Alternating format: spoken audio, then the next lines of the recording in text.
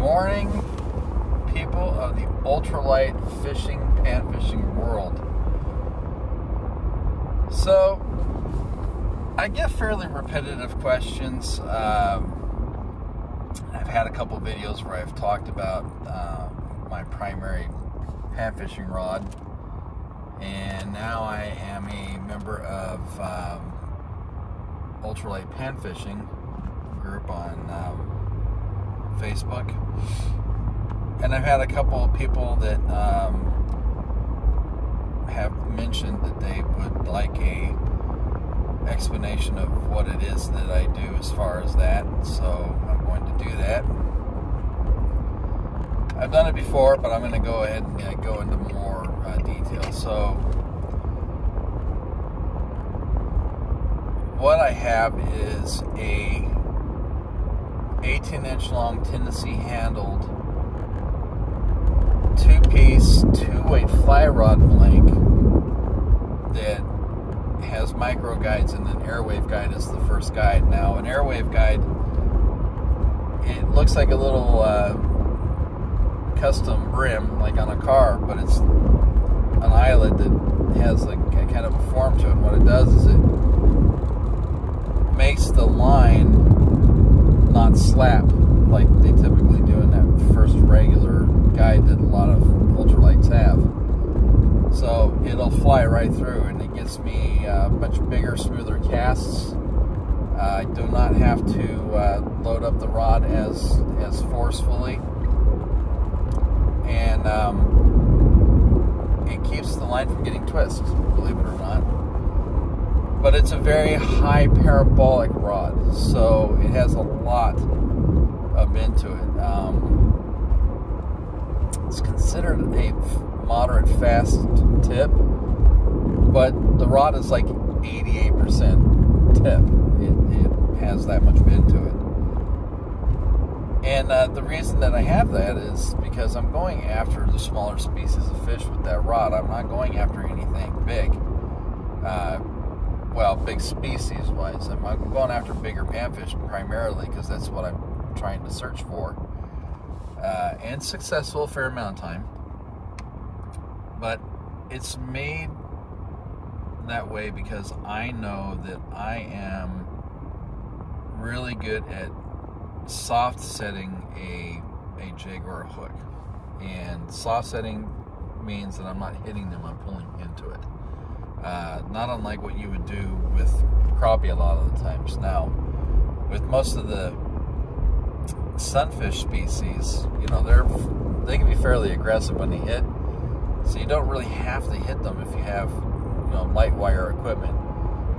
You know, jig heads, smaller hooks, they tend to hook themselves fairly well. So I have a rod that is made to be a fairly soft, very finessey rod. Now, I do toss slip bobbers with it, but I keep in that small range of terminal tackle that I'm tossing out. So I never go beyond a 1/8 jig head ever. I go 1/8 max on the drop shot weight because at that point I'm wanting to keep the bait that I'm doing kind of pinned down on the bottom, and a 1/8 makes that easier than a 1/16. Otherwise, I'd just throw 1/16 all the time, and I will throw those a fair amount if the bait is sized appropriately for me to use that size weight. And that rod encompasses that whole thing, that whole type of methodology and reason for doing things. So I use all the way from like 3/4 inch little baits on little ice fishing jig heads, all the way up to 1/8 you know, size 2 second hook. But that's as far as it goes. I don't go above a 3-inch bait, and if I do that, it's just because I'm going for that bigger crappie, or I'm using live minnows or shad in that size range for crappie. I go for crappie a fair amount of the time. There are places that I go that are stacked with them, local ponds. And it's just a very easy way of fishing. It's an extremely light two-piece. I pull it apart. I store my my jig in one of the eyelets, tighten it up, fold it.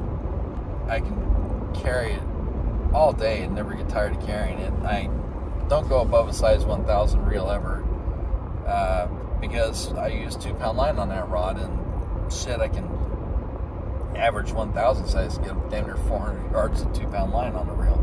So I usually stick it in the 500 to 750 size range reel.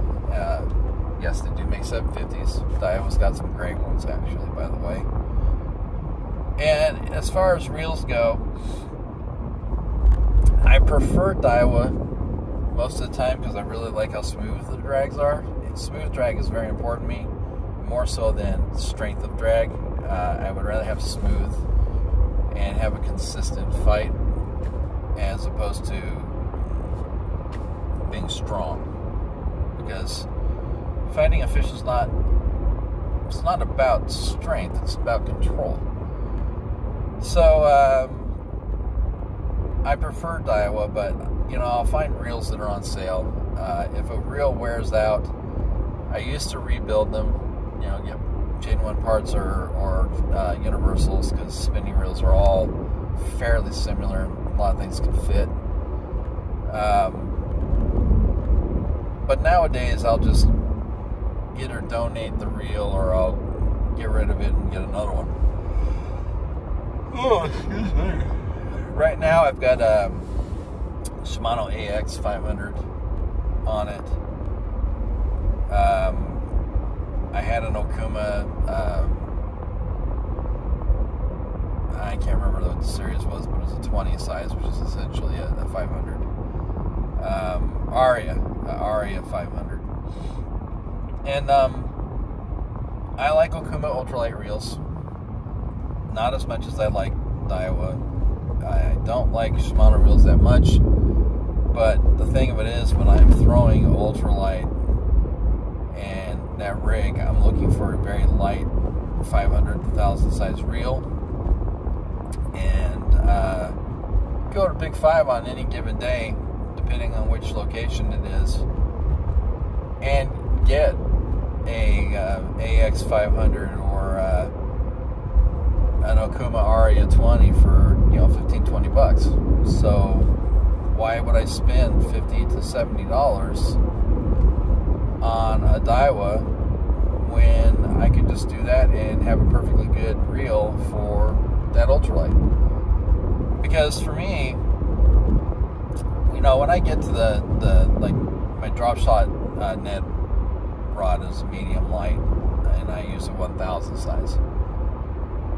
Yeah, I have a much better reel on it. It's a Daiwa Tachila LT, because I'm throwing a lot different class of lures, and I'm throwing a lot more, and I'm wanting to have something that's on the level of that $400 custom rod I had built for it. So, you know, I paid $150 for my super ultralight. I didn't pay $400 for that rod. It is handmade, but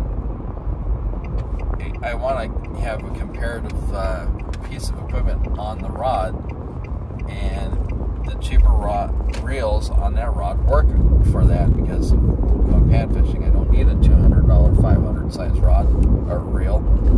I think it's a waste of money at that point. So, you know, it's my philosophy. It's just how I am. But it works for me. So, it's high parabolic. There's not a lot of backbone. I have gotten bigger fish in on it when they've hit. Case in point, I got over 7-pound catfish the other day at my spot where I go crappie fishing. And yeah, it took me a fair amount of time to get it in, especially with 2-pound line, because I was not horsing it.